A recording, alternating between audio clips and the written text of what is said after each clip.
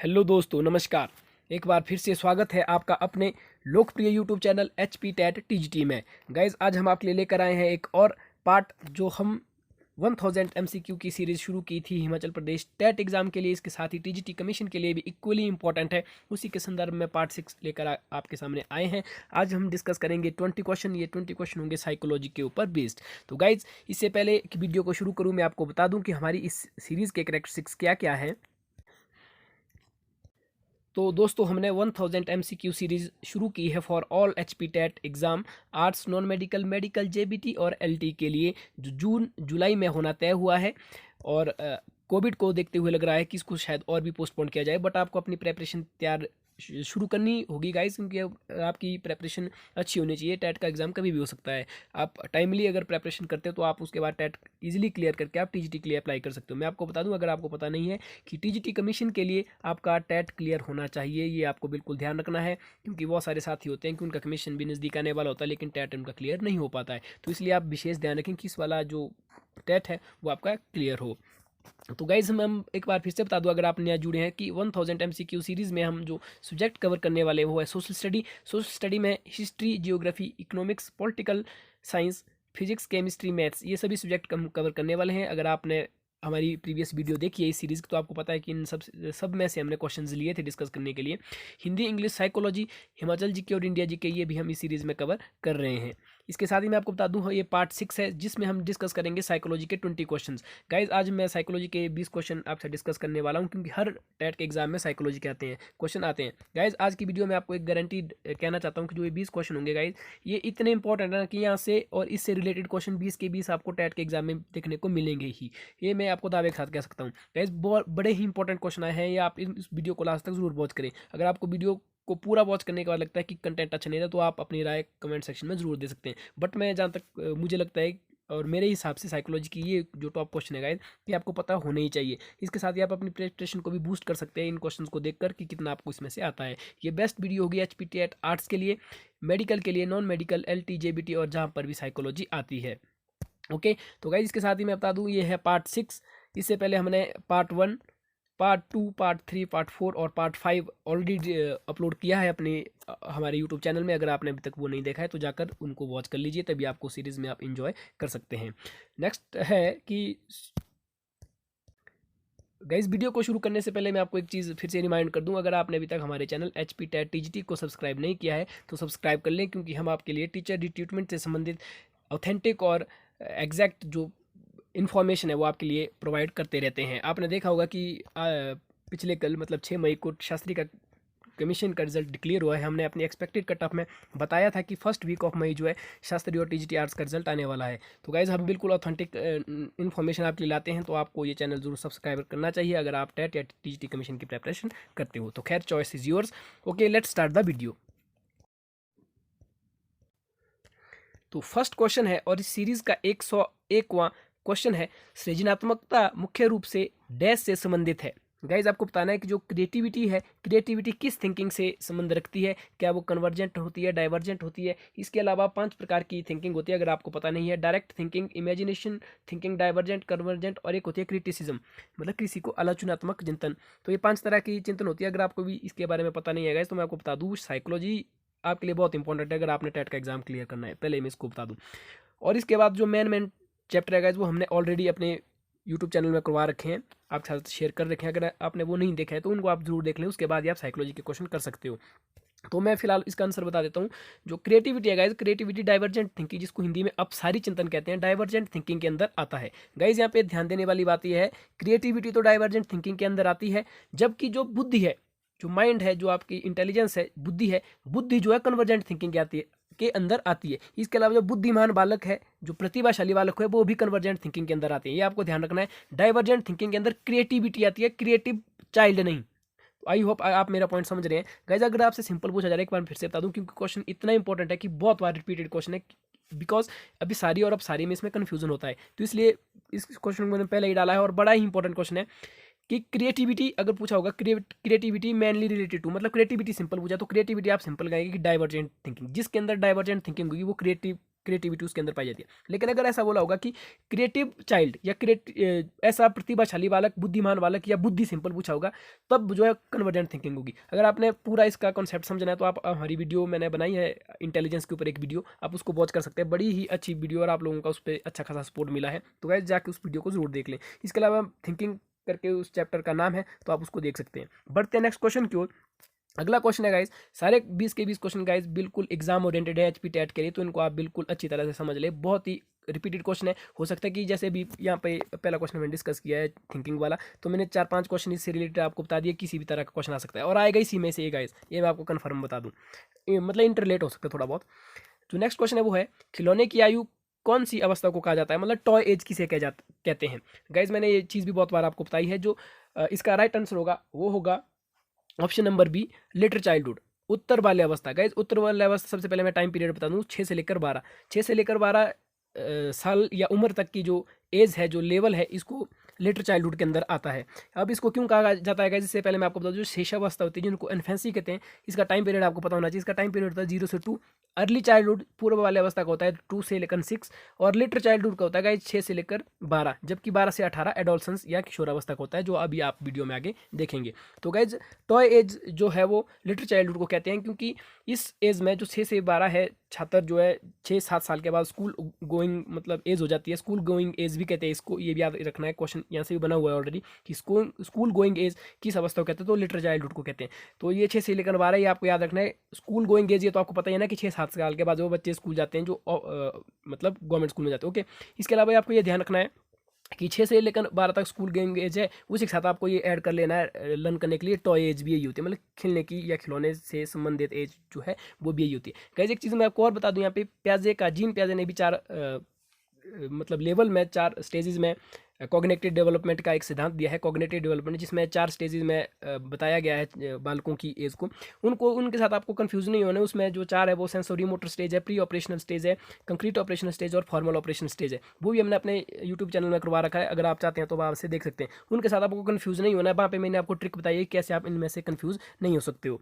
बढ़ते हैं next question की ओर, जो है विकास में वृद्धि से तात्पर्य है। गाइज थोड़ा सा क्वेश्चन घुमा फिरा के पूछा, लेकिन बहुत ही इजी है अगर आपको पता होगा। सबसे पहले मैं ग्रोथ और डेवलपमेंट बता दूंगा, इस दोनों चीज़ें सेम ही होती है, फिर भी इनके अंदर बहुत बड़ा डिफरेंस है। कैसे गाइज, ग्रोथ होती है एक फिजिकल चेंज, जैसे आपके शरीर में चेंज होना, जैसे पहले आप 2 फीट के थे, बाद में 3 फीट के होते हैं, फिर आप 5 फीट के होते हैं। तो इसमें क्या है कि आपकी सिर्फ फिजिकल चेंज आया तो ये वृद्धि के अंतर्गत आता है। जबकि गैस जो विकास है, विकास जो है बड़ा चीज़ होती है, मतलब ग्रोथ इसका पार्ट है डेवलपमेंट का। विकास एक मतलब समग्र या विशाल भाग है किसी भी विकास के प्रोसेस का, तो आपको ध्यान रखना है। और इसके साथ ही मैं आपको बता दूं, विकास जो है, विकास समावेश करेगा सभी चीज़ें, जैसे आकार है, सोच समझ, कौशल, इंटेलिजेंस, किसी भी तरह का आपका कॉग्निटिव, मॉरल डेवलपमेंट, किसी भी तरह का एनी काइंड ऑफ डेवलपमेंट जो भी होगा वो डेवलपमेंट के अंदर है। जबकि ग्रोथ जो है फिजिकल होती है, ये जो है दोनों तरह की हो सकती है, आपके मानसिक स्तर पे भी, आपकी शारीरिक स्तर पे भी डेवलपमेंट। जो क्वेश्चन पूछा गया इसमें पूछा कि वृद्धि से इसका क्या तात्पर्य है डेवलपमेंट के संदर्भ में। तो गाइस यहाँ पे जो 3 क्वेश्चन थे ना, अगर आपको क्वेश्चन नहीं पता तब भी आप जो है यहाँ से डी टिक कर सकते थे। कैसे? क्योंकि ज्ञान तो कहीं ना कहीं रिलेटेड होता है, संवेग भी वृद्धि से रिलेटेड है, वजन भी वृद्धि से रिलेटेड। लेकिन मोस्ट अप्रोप्रिएट आंसर जो है, most appropriate answer MAP, guys ये आपको ध्यान रखना जब भी आप साइकोलॉजी या पेडागोजी के क्वेश्चन करेंगे। आपके पास कुछ एक क्वेश्चन में, सभी मैं तो नहीं कहूँगा, लेकिन 30 में से 4-5 क्वेश्चन ऐसे होंगे जिसमें आपको ये वाली ट्रिक लगानी होगी, मोस्ट अप्रोप्रिएट आंसर। ओके, ये क्या है गाइस, इसमें आपको जो है अच्छे वाला जो आंसर है, जो आपको लग रहा है कि इन चारों में से बिल्कुल सही आंसर ये हो सकता है, उसको टिक करना है। जैसे आप यहाँ पे देखो, ये तीनों भी जो है वृद्धि से संबंधित है। ओके, जबकि जो डी है गाइस, ये थोड़ा इसमें से अलग सा है और इंपॉर्टेंट भी है, इसका ज़्यादा इफेक्ट पड़ रहा है इस क्वेश्चन में। ये बोल रहा है कि आकार, सोच, समझ, मतलब जो आपकी शेप है, जो आपका नॉलेज है, जो आपकी बुद्धि है, और इसके स्किल्स जो आपने कौशल सीखे, उन सब में वृद्धि होना, ये जो है डेवलपमेंट का तात्पर्य है विकास में। तो ये इसका मोस्ट अप्रोप्रिएट आंसर लग रहा है। आई होप गाइस कि आप अंडरस्टैंड कर रहे होंगे। नेक्स्ट क्वेश्चन है, बहुत ही ईजी क्वेश्चन है, लेकिन इतना रिपीटेड क्वेश्चन है ना गाइस, मतलब बहुत ही, मैं बता नहीं सकता हूँ, बहुत बार रिपीटेड होता है। तनाव एवं क्रोध की अवस्था कौन सी है, तो सभी को पता होगा, किशोरावस्था है, एडोलसेंस पीरियड है। गाइज ये क्वेश्चन बहुत बार और अलग अलग तरीके से पूछा जा सकता है। आपसे पूछा जाएगा कि क्रोध करने की कौन सी अवस्था है जिसमें शिशु सबसे ज़्यादा क्रोध आता है, तनाव एवं कुंठा मतलब स्ट्रेस, स्ट्रेन, इस तरह की जो एग्रेसिव है, कब जो है किस अवस्था में बालक एग्रेसिव हो जाता है, दोस्त बनाता होता है। और इसके साथ ही गाइज ऑपोजिट जो जेंडर है ऑपोजिट जेंडर के प्रति भी अट्रैक्ट एडोलसेंस में होता है। जैसे एक बॉय है तो जो एक लड़का है गाइज, वो लड़का एक लड़की के प्रति, मान लो एक बॉय है एक गर्ल के प्रति, उसके मतलब ऑपोजिट लिंग या ऑपोजिट सेक्स के प्रति भी फीलिंग्स जो है किशोरावस्था में आने लगती है, एडोलसेंस। तो एडोलसेंस गाइज अपने आप में बड़ा इंपॉर्टेंट है। जब भी क्वेश्चन में आपको तनाव, क्रोध, कुंठा, अग्रेसिव इस तरह के शब्द लिखे ना, तो आप बिना मतलब आंखें बंद करे क्या टिक लगाएंगे किशोरावस्था में। ओके, तो आई होप आप समझ रहे होंगे।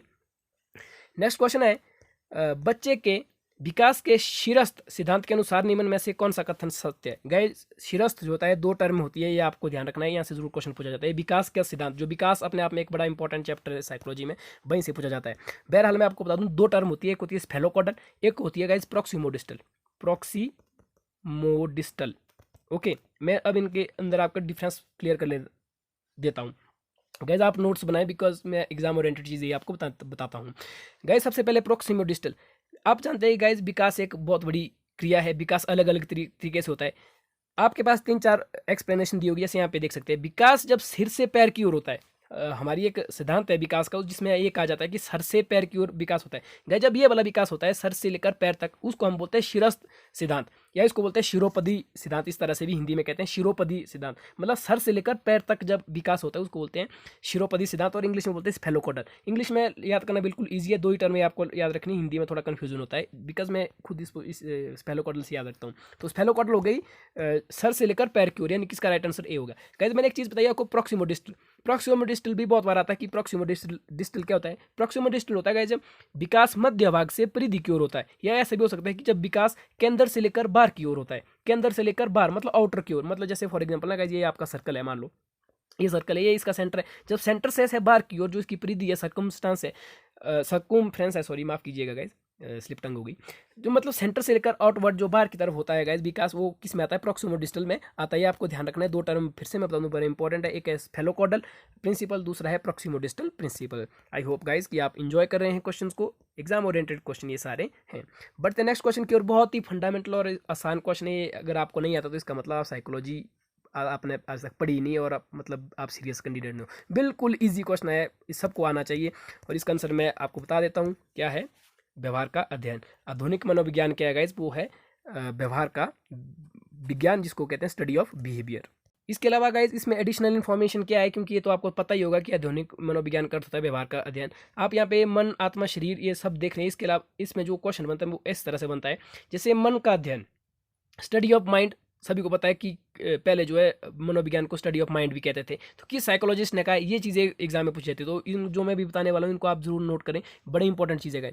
तो क्वेश्चन ऐसा आएगा ऐसा कि साइकोलॉजी को सबसे पहले मन का अध्ययन किसने कहा था, स्टडी ऑफ सोल किसने कहा था। तो गाइज माफ कीजिएगा, सबसे पहले मैं मन का बता रहा हूँ। स्टडी ऑफ माइंड किसने कहा था, तो स्टडी ऑफ माइंड कहा था गाइज पंपोलॉजी ने, पंपोलॉजी ने। ओके, जो पंपोलॉजी है उन्होंने सबसे पहले साइकोलॉजी को कहा था स्टडी ऑफ माइंड। उसके बाद जो स्टडी ऑफ सोल है, आत्मा का अध्ययन, जो सबसे पहले गाइस मैं आपको बता दूं साइकोलॉजी को सबसे पहले आत्मा का अध्ययन कहा गया, उसके बाद मन का अध्ययन कहा गया, उसके बाद चेतना का अध्ययन किया गया, कॉन्शियसनेस का, उसके बाद जो है साइकोलॉजी को व्यवहारवाद का अध्ययन किया गया, जो वर्तमान में भी है। ओके, ये इसका सीक्वेंस है।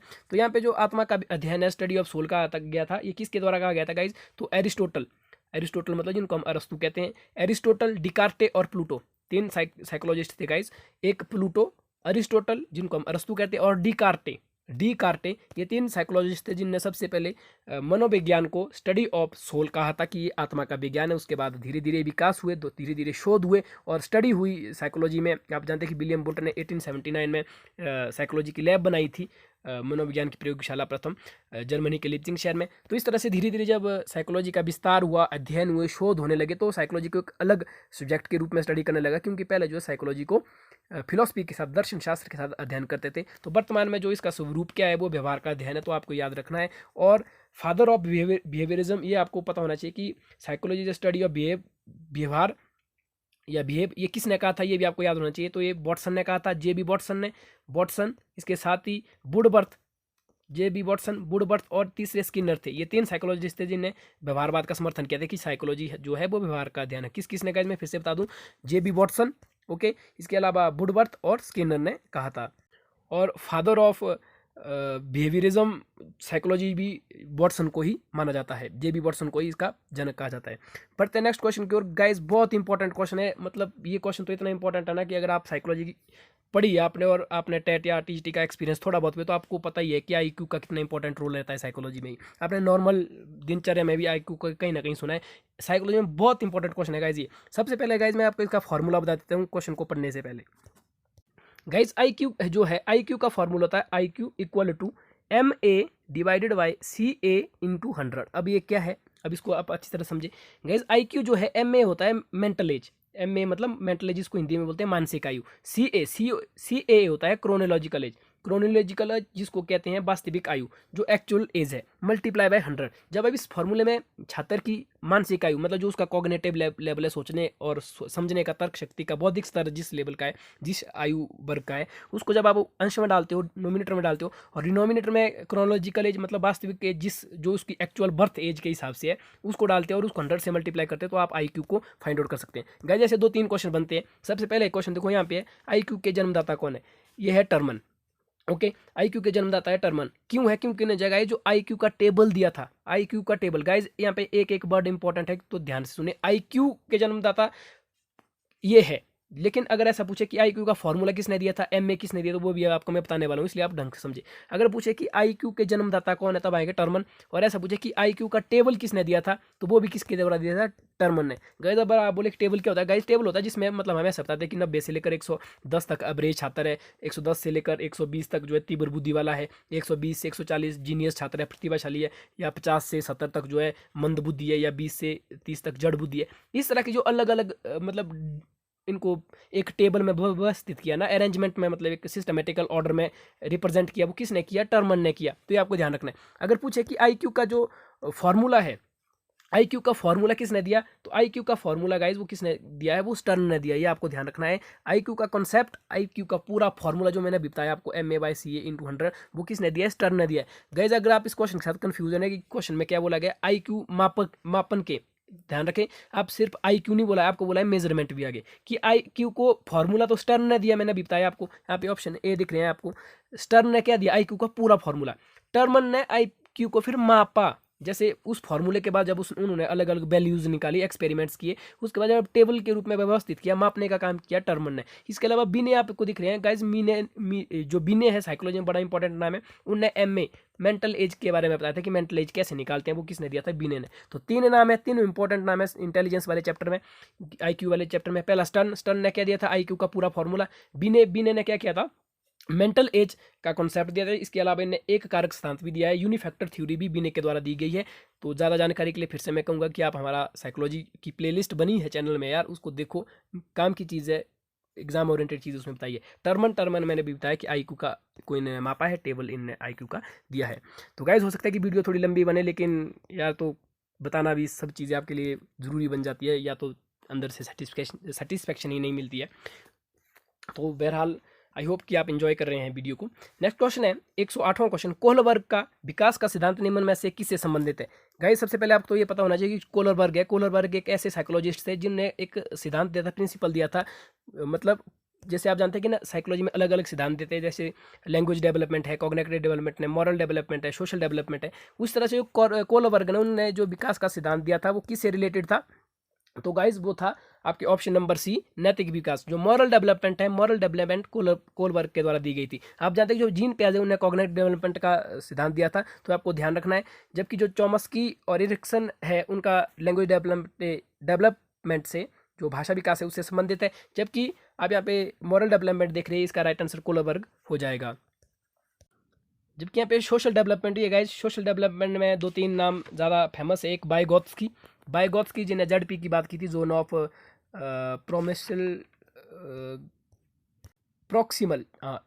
प्रोक्सिमल डेवलपमेंट, इनकी बात की थी बाइगोत्स्की ने। आपको सिंपली याद रखना है कि इस तरह से कि जैसे कॉग्निटिव डेवलपमेंट किसने दिया था? जीन पियाजे ने दिया था। यहाँ पे पूछा है कोलबर्ग ने कौन सा दिया था? नैतिक विकास दिया था। सामाजिक विकास का अगर पूछे तो मैस्लो या बाइगोत्स्की, इनका नाम आएगा। ओके, नेक्स्ट क्वेश्चन गाइस बड़ा इंपॉर्टेंट क्वेश्चन है। सीखने का वो सिद्धांत जो पूर्ण रूप से और केवल अवलोकनीय व्यवहार पर आधारित है, सीखने के डैश सिद्धांत से संबंधित है। गाइस मैंने आपको बताए थे 4 से लेकर 5 मैंने लर्निंग की थ्योरीज बताई थी। अगर आप नहीं देखी वीडियो यार, फिर से हाथ जोड़ के रिक्वेस्ट कर रहा हूँ कि प्लीज़ यार वीडियो को जरूर देख ले, आपकी काम की चीज़ें। गाइज मैंने 4-5 तरीके की आपको बताई थी, जिसमें से थॉर्नडाइक की थ्योरी मैंने बताई थी, हिट एंड ट्रायल। उसके बाद क्लासिकल कंडीशनिंग थ्योरी जो पावलोव के द्वारा दी गई थी। इसके अलावा मैंने बताई थी कोहलर की इनसाइड थ्योरी, वो भी हमने डिस्कस कर ली है। इसके अलावा ऑपरेंट कंडीशनिंग थ्योरी जो BF स्किनर के द्वारा दी थी, और ये चूहे के ऊपर एक्सपेरिमेंट किया गया था। उसमें इन चारों जितने भी 4-5 की थी हमने, हल की भी की थी हमने, रेनफोर्समेंट थ्योरी। उनमें मैंने बताया था गाइज उस टाइम कि जो मतलब ऐसा सिद्धांत कौन सा है जिसमें टोटली जो फोकस होता है वो ऑब्जर्वेशन के ऊपर होता है, अवलोकन के द्वारा होता है। तो गाइज वो होता है ऑप्शन नंबर आपको यहाँ पे दिख रहा है बी, व्यवहारवादी। गाइज व्यवहारवादी जो बिहेवियरिस्ट होते हैं, आप पता है कि BF स्किनर भी एक बिहेवियरिस्ट थे JB वॉटसन की तरह। तो उन्होंने जो है मतलब वो वाला सिद्धांत अवलोकन पे टोटली डिपेंड है जो चूहे के ऊपर किया था BF स्किनर ने। तो ओके, इसका राइट आंसर हो जाएगा व्यवहारवादी। अगर आपको पता है तब आप तो समझ ही रहे होंगे। अगर आपने सक्रिय अनुबंधन, जिसको ऑपरेंट कंडीशनिंग थ्योरी कहते हैं, अगर आपने वो पढ़ी है तब तो आपको पता है। अगर आपने नहीं पढ़ी है तो इसको डिस्कस करने से पहले मैं आपको यही राय मतलब एडवाइस करना चाहूँगा यार, पहले वो प्लेलिस्ट देख लें, तभी आपको ये क्वेश्चन ज़्यादा बेहतर रूप से समझ आएंगे। गाइज व्यवहारवादी जो है वो स्किनर थे, BF स्किनर थे, जिन्हें चूहे के ऊपर काम किया था। तो उन्हीं ने अवलोकन के ऊपर खास फोकस किया था। बहरहाल बढ़ते हैं नेक्स्ट क्वेश्चन की ओर। बड़ा ही इजी क्वेश्चन है। निम्नलिखित में से कौन सा आनुवंशिक संबंधी कारक है? गाइस फैक्टर होते हैं, जैसे बहुत सारे फैक्टर, रुचि, इंटरेस्ट, क्रोध, लिखना, पढ़ना, इस तरह के अलग अलग फैक्टर होते हैं साइकोलॉजी में। आपसे दो पूछा जाएगा कि हेरिडिटी और फिजिकल। हेरिडिटी और फिजिकल। हेरिडिटी तो आनुवंशिक, तो मतलब जिसमें आपके पेरेंट्स का मतलब जो सेक्सुअली एक्टिविटी से आपके अंदर कुछ एक करेक्टरिस्टिक्स आ जाते हैं अपने मॉम डैड के, अपने पेरेंट्स के, आनुवंशिकता, उनको हेरिडिटी कहते हैं। जबकि गाइज माफ़ कीजिएगा, मैंने यहाँ पे फिजिकल लिखे, फिजिकल नहीं है तो फिजिकल, लेकिन इनको कहा जाता है इन्वायरमेंट या इन्वायरमेंटल, मतलब वातावरणीय। ओके, तो वातावरणीय जो होते हैं गाइज वो भी कुछ कारक होते हैं। फिलहाल इस क्वेश्चन को डिस्कस कर लेते हैं, एक सेकेंड। निम्नलिखित में कौन सा आनुवंशिकता संबंधी कारक है? तो गाइज यहाँ पे ऑप्शन है आंखों का रंग, सामाजिक गतिविधि में भागीदारी, चिंतन, अधिगम। तो गाइज यहाँ पे आंखों का रंग देखो, बिल्कुल ईजी लग रहा है ना कि यही जो है हेरिडिटी संबंधित है। मतलब बहुत सारे केसेस ऐसे होगा कि अगर मान लीजिए किसी के बच्चे के मम्मी पापा में अगर आंखों में कोई दोष पाया जाता है, कोई प्रॉब्लम होगी, तो मतलब 90% चांस होगा कि उनके बच्चे के अंदर भी वो जन्म के टाइम वो जो दोष है, वो जो डिजीज़ है थोड़ा सा, उसका इफेक्ट देखने को मिल सकता है। क्योंकि गाइज ये अनुवंशिकता फैक्टर है, मतलब ये जो हमारे अंदर हार्मोन्स होते हैं, जीन्स होते हैं, क्रोमोसोम होते हैं, वो इनको कैरी करने का काम करते हैं। जबकि यहाँ पे और ऑप्शन अगर आप देखेंगे, सामाजिक गतिविधि में भागीदारी, तो ये तो टोटली एनवायरमेंटल फैक्टर हो गया ना। चिंतन, अधिगम, ये भी इन्वायरमेंटल है। जरूरी नहीं है कि अगर किसी के मोम डैड मान लीजिए कोई नेता है ठीक ठाक समाज में, उसकी अच्छी गतिविधि है, तो उसका बच्चा भी आगे इसी तरह का बन सकता है। हो सकता है उसका बच्चा चोर भी बने, डकैत भी बने। ओके, समझ रहे हैं ना मेरा मतलब? तो ये जो है मतलब इन्वायरमेंटल जो हमारी वातावरण है, उस बालक का वातावरण है, वो तय करता है कि वो किस तरह का बनेगा। हालांकि किसी भी बालक के इस तरह से क्वेश्चन आता है, मैं यहाँ पे बता दूँ, डेवलपमेंट का फॉर्मूला होता है विकास का, वो होता है हेरिडिटी इनटू इन्वायरमेंट। ये आपको ध्यान रखना है। ये क्वेश्चन बहुत बार एग्जाम है, ये मैं एक्स्ट्रा बता देता हूँ आपको। क्यों गाइज, ये मैं इसलिए बता रहा हूँ क्योंकि आप ऐसा ना समझे सिर्फ एनवायरमेंटल ही इंपॉर्टेंट होता है विकास के लिए, या सिर्फ हेरिडिटी इंपॉर्टेंट होता है विकास के लिए। दोनों की अंत्यक्रिया इंपॉर्टेंट होती है गाइज, आपको ध्यान रखें। अगर मान लो किसी के मॉम डैड का अगर अनुवंशिकता हेरिडिटी अच्छी है, तो जरूर नहीं कि उसका विकास भी अच्छा होगा, तो उसके एनवायरमेंट के ऊपर भी डिपेंड करता है। एनवायरमेंट भी अच्छा होना चाहिए, और किसी भी छात्र की जो जन्मजात गुण है वो भी अच्छे होने चाहिए। आई होप आप समझ रहे हो गाइज। नेक्स्ट क्वेश्चन है, तनाव परीक्षा की या मैं उपलब्धि को प्रभावित करता है?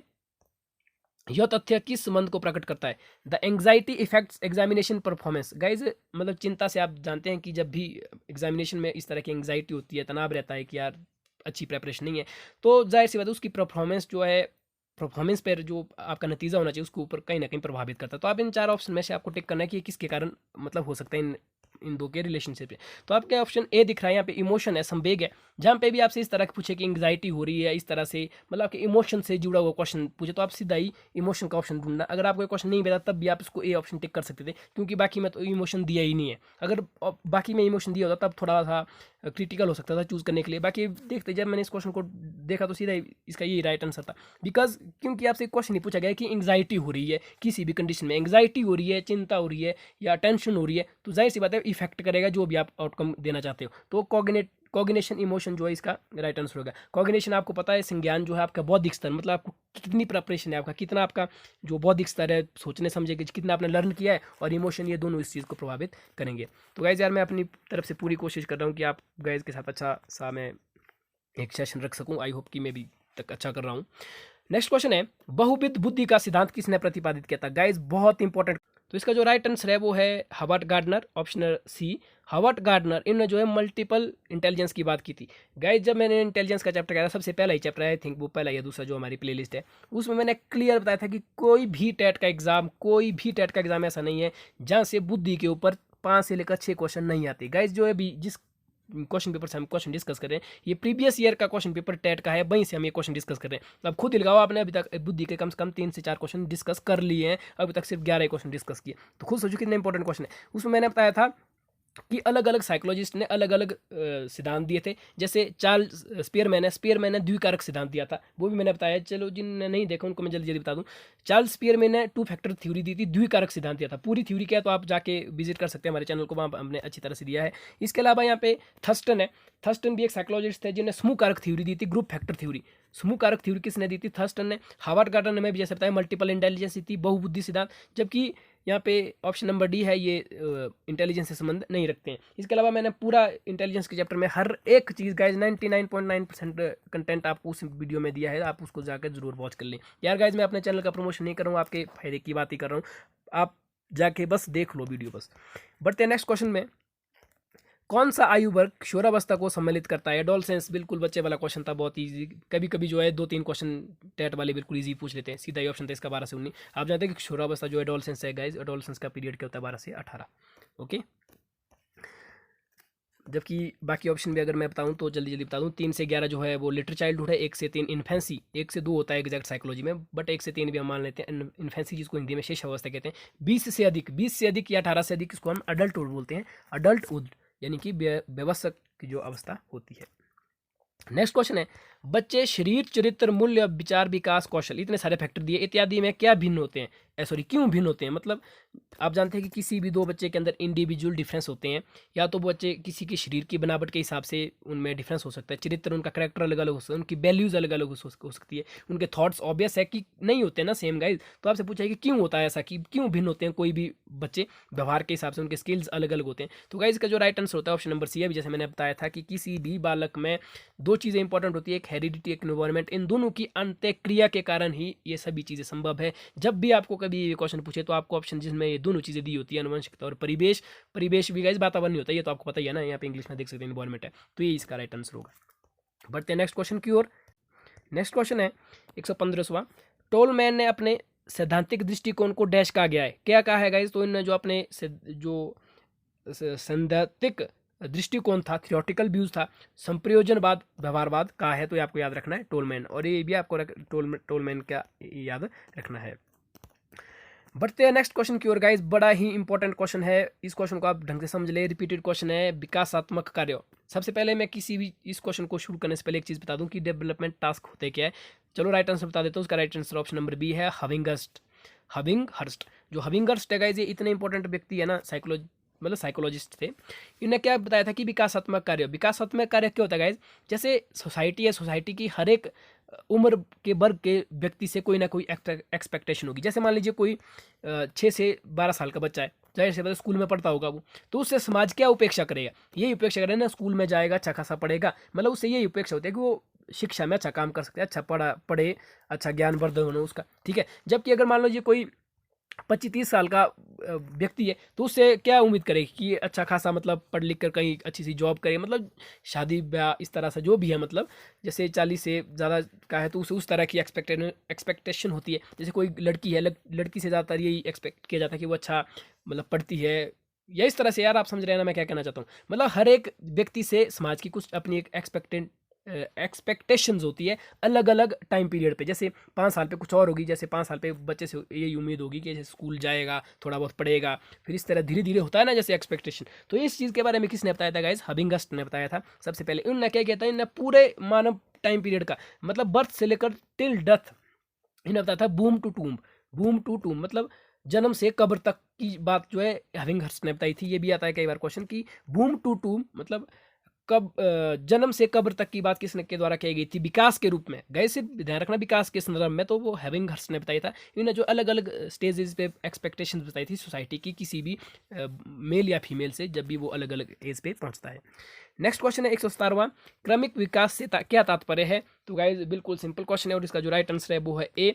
गाइज देखो ना, लग ही रहा है क्रमिक विकास मतलब लगातार, सिक्वेंशियल डेवलपमेंट। सिक्वेंशन तो जानते हैं ना आप, सीक्वेंस मतलब एक के बाद दो तीन चार, तो ऐसा डेवलपमेंट गाइज जो निरंतर चले, जिसमें ब्रेकेज ना हो। जैसे आप नंबर देखते हैं ना, नंबर क्या होता है, वो सिक्वेंस में होते हैं, क्रमिक होते हैं। जैसे 1 2 ये संख्या की बात कर रहा हूँ मैं, 1 3 4 2 3 4 5 6 ऐसे सीक्वेंस में होते हैं ना, कोई बीच में मिस नहीं होता है, तो निरंतर चलते रहते हैं, कंटिन्यूस चलते रहते हैं। तो ये आपको ध्यान रखना है, क्रमिक विकास का तात्पर्य यही होता है जो निरंतर चले। बढ़ते हैं नेक्स्ट क्वेश्चन की ओर, जो है क्वेश्चन नंबर 118वां। थोड़ा सा मैं जूम कर लेता हूँ गाइस, विजिबल नहीं हो रहा होगा। क्वेश्चन नंबर 118वां है, कोई परीक्षण जो वास्तविक में मापन करता है जिसे मापन के लिए बहुबना है परीक्षण डैश कहलाता है? आपसे पूछा है। इस तरह के परीक्षण को गाइज हम वैलिडिटी या वैधता कहते हैं। ये वाला जो है वैधता होता है जिसमें वास्तविक मापन होता है, मापन के लिए बना इस परीक्षण को हम वैलिडिटी के रूप में जानते हैं। बढ़ते हैं नेक्स्ट क्वेश्चन की ओर। 119वां क्वेश्चन है गाइज, शिक्षण शास्त्र का अर्थ है। शिक्षण शास्त्र का जो पेडागोजी है गाइज, आपसे पेडागोजी का ही पूछा जाता है, क्योंकि साइकोलॉजी एंड पेडागोजी आप करके आपका सेक्शन होता है, यहाँ पे पेडागोजी का ही आंसर मतलब अर्थ पूछा है, मीनिंग पूछा है। तो बिल्कुल सिंपल है कि क्या है, आप यहाँ पे ऑप्शन देख लें गाइज। ये भी MAA वाला है, मैंने अभी आपको बताया था। अभी जैसे मैंने आपको टेक्निक बताई थी, एक MAA मोस्ट अप्रोप्रिएट आंसर, उसका दिमाग आपको लगाना है। सबसे पहले आप इन ऑप्शन को सारे पढ़ लें। पहला ऑप्शन है निर्देशों की नीतियाँ, तो ये तो कुछ लग नहीं रहा है। लेखन की प्रक्रिया, ये भी मिलता जुलता थोड़ा ठीक है। बच्चों को पढ़ाने की शैली या प्रौढ़ों को पढ़ाने की शैली, गए सबसे पहले ऑप्शन डी तो यहाँ से ऐसे ही बार हो गया, क्यों, बिकॉज एलिमिनेट मेथड आप लगा सकते हैं, क्योंकि प्रौढ़ों की बात हम पेडागोजी में नहीं करेंगे, क्योंकि हम बच्चों की बात करेंगे। ओके, तो इनमें आपको देखें तो ऑप्शन सी कुछ अच्छा लग रहा है। बच्चों को पढ़ाने की शैली मतलब स्टाइल ऑफ टीचिंग चिल्ड्रन को आप किस तरह किस स्टाइल में किस कौशल के साथ पढ़ाएंगे, वो सारी चीज़ें पेडागोजी में आती है। B.Ed या आपने JBT, जब भी आपने कोई टीचिंग JBT या कोई और DLED वगैरह कुछ भी किया है, कोई भी टीचिंग की ट्रेनिंग की है, तो आपने देखा होगा पेडागोजी में ये चीज़ सिखाई जाती है कि आप बच्चों को किस स्टाइल से पढ़ाएंगे ताकि बच्चों को ज़्यादा बेहतर रूप से समझ आ सके। तो ये चीज़ है, तो इसका right answer option number C हो जाएगा। नेक्स्ट क्वेश्चन है गाइज, हावर्ड गार्डनर ने कितने प्रकार की बुद्धि का सुझाव दिया था? अभी जैसे मैंने आपको पहले ही बताया था, सबसे पहले मैं इसका राइट आंसर बता दूँ। इसका right answer option number C 8।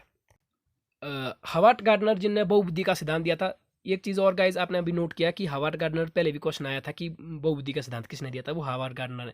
अगर आपको एक क्वेश्चन बाय चांस आप दे रहे थे, आपको नहीं पता था, तो मैंने आपको एक चीज़ बताई है गाइज कि टेट का एग्जाम जो है वो कैसे कंडक्ट करें। अगर उस ट्रिक को आप मेरा इस वाले में लगाते थे तो आपके 2 क्वेश्चन अपने आप ठीक हो जाने थे। मैंने बताया था कि 2 अटैम्प्ट में जो है क्वेश्चन को अटैम्प्ट करना था, क्योंकि अगर आपको वो वाला क्वेश्चन मान लो नहीं आता था कि बहुबुद्धि का सिद्धांत किसने दिया था, तो आप जब आप 120वें क्वेश्चन में पहुंचने थे, उस टाइम आपको लग जाना था पता, यहाँ पे खुद ही लिखा कि हावर्ड गार्डनर ने कितने प्रकार की बुद्धि का सिद्धांत सुझाव दिया है। ये तो आपको जो पता नहीं भी होता था कितने प्रकार का, ये तो आपको आइडिया लग जाना था ना कि बहुत बुद्धि का बात जो है वो हावर्ड गार्डनर ने बताई थी। तो इसलिए गाइज मैंने एक वीडियो बनाई है, आपको यहाँ पे शायद उसका लिंक भी मैं दे दूँ वीडियो क्लास में, मतलब स्क्रीन के ऊपर शो हो जाएगी वीडियो की बेस्ट ट्रिक की how to crack HP TET exam in single attempt. तो उसको मैं उसमें 2 से 3 ट्रिक आपको बताई, उनको आप जरूर पता होना चाहिए आपको, ताकि आपका टेट का पेपर क्लियर हो। तो बात करते हैं इस क्वेश्चन की।